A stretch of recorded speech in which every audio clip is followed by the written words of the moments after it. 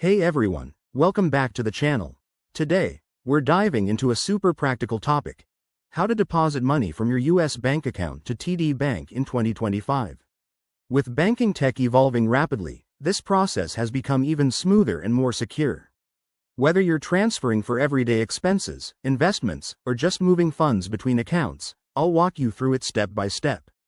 Let's get started. First things first, make sure you have active accounts at both US Bank and TD Bank.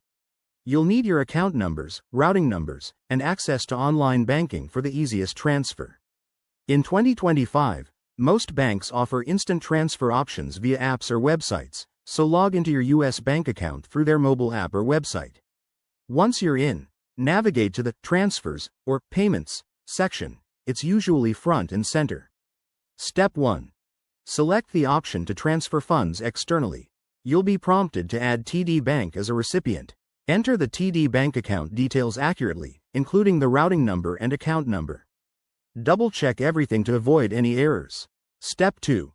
Choose the amount you want to deposit and select your funding source, which will be your US bank account.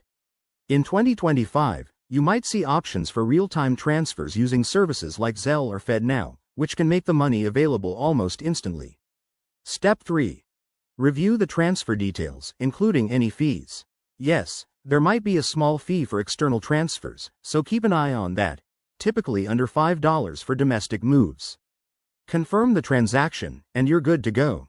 A quick tip: for larger amounts, consider using a wire transfer for added security, but always verify with both banks first. Also, monitor your accounts to ensure the funds arrive as expected. And there you have it. That's how you deposit money from US Bank to TD Bank in 2025. It's straightforward once you know the ropes. If you run into any issues, reach out to customer support. Thanks for watching. Hit that like button if this helped. Subscribe for more finance tips, and I'll see you in the next video. Stay savvy.